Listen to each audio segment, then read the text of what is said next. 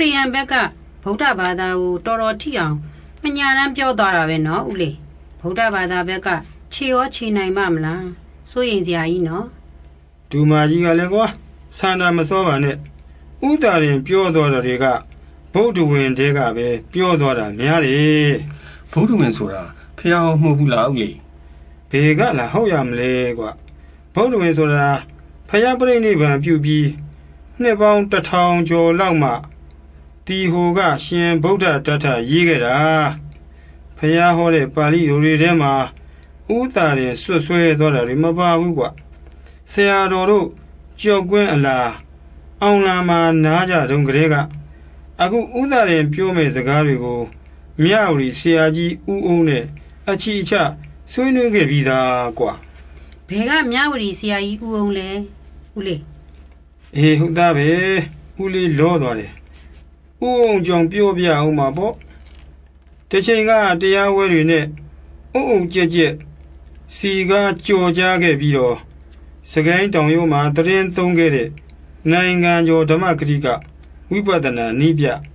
မြဝတီဆရာတော်ဆိုတာပေါ်ခဲ့ဘူးတယ်အဲ့ဒီဆရာတော်ကလူထွက်ပြီးအောင်လာမှာအခြေချနေနေတာ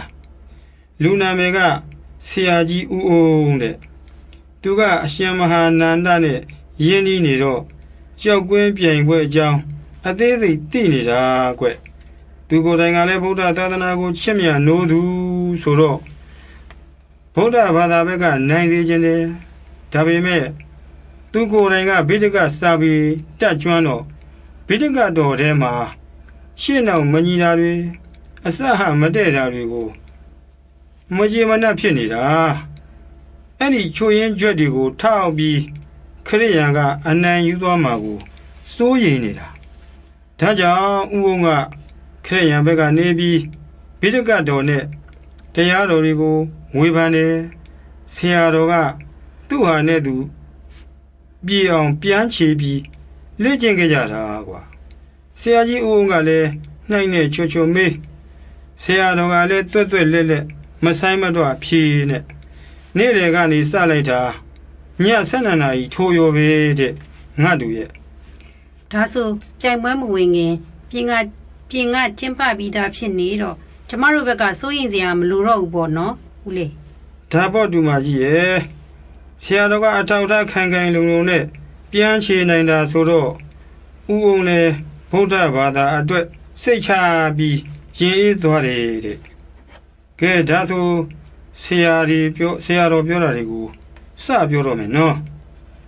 ဆရာတော်ကဒီလိုစပြောတာကွာတပည့်ပကြီးနဲ့တကွာလူကြီးလူကောင်းအပေါင်းတို့ဒီနေ့ဒီအချိန်ဒီဘာသာဝါဒပြိုင်ပွဲကြီးမှာခရိယာဓမ္မဆရာများနဲ့အမိမြန်မာပြည်ရဲ့ရင်သွေးအစ်စ်ဖြစ်ကြတဲ့မြန်မာချင်းကချင်စတဲ့မျိုးတူဘာသာခွဲများကိုယခုလိုတွေ့ရလို့ဥပဇင်အလုံးပင်ဝမ်းမြောက်ပါတယ်အနောက်ပိုင်းနိုင်ငံများမှာဥပဇင်တို့တွားရောက်ပြီးဘဟုတုတ္တရှာဖွေနေစဉ်ခါကအင်္ဂလိပ်အမေရိကန်ကလာစတဲ့ခရိယန်ဘာသာဝင်အတော်ခန့်များနဲ့တွေ့ဆုံဘူးပါတယ်ဆွေးနွေးဘူးပါတယ်ဘာသာရေးနှီးနှောပွဲကြီးများကိုလည်းများစွာပဲကြုံကြိုက်ခဲ့ဘူးပါတယ်ဒီမြန်မာပြည်ဆိုတဲ့ကိုယ့်ပြည်ကိုပြန်ရောက်တော့တွေးရင်သားရင်ဖြစ်တဲ့ခရိယန်ဓမ္မဆရာများနဲ့တွေ့ဆုံရမှုနေပါသွားခဲ့ပါတယ်ဒါကြောင့်ဒီနေ့တွေ့ပါရစေဆိုတဲ့ဆန္ဒအာတိတနဲ့မျှော်လင့်တောင့်တခဲ့ပါတယ်ဒီနေ့အပြင်ဥပဇင်းရဲ့ဆန္ဒပြည့်ဝတဲ့နေ့တစ်နေ့ဖြစ်လို့ဥပဇင်းမျှော်မှန်းတောင့်တတဲ့အတိုင်းကြုံရပါပြီဒါကြောင့်ဘာသာအယူမတူညီတဲ့သွေးတူသားတူမျိုးတူများနဲ့ဆွေးနွေးရလို့ဥပဇင်းဝမ်းသာပါတယ်ဒီပွဲသဘင်မျိုးကြီးပေါ်ပေါက်လာအောင်ပြုလုပ်ပေးကြတဲ့ဒီကြောက်ကွင်းရွာနဲ့ပတ်ဝန်းကျင်ကလူများကိုလည်းအထူးပဲကျေးဇူးတင်မိပါတယ်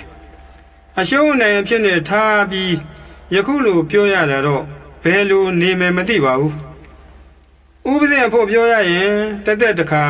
ဒီလိုပွဲမျိုးကြုံဖို့အလွန်ဖြစ်တောင်ဖြစ်ခဲကြုံတော့ကြုံခဲ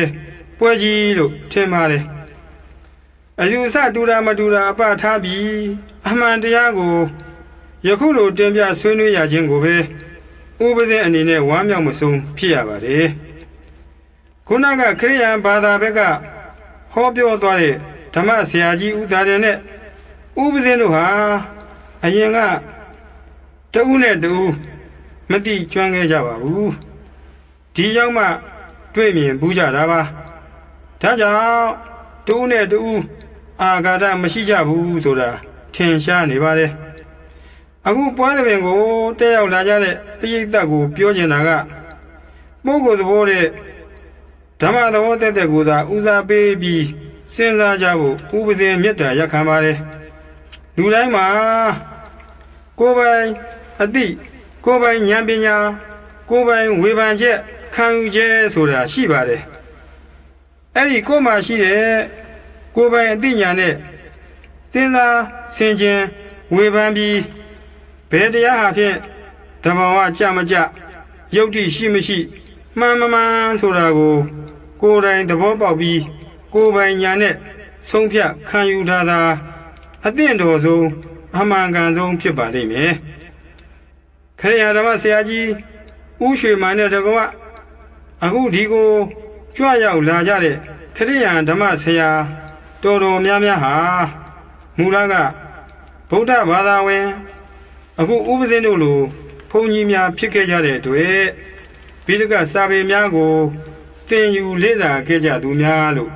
ဥပဇင်းယုံကြည်ပါတယ်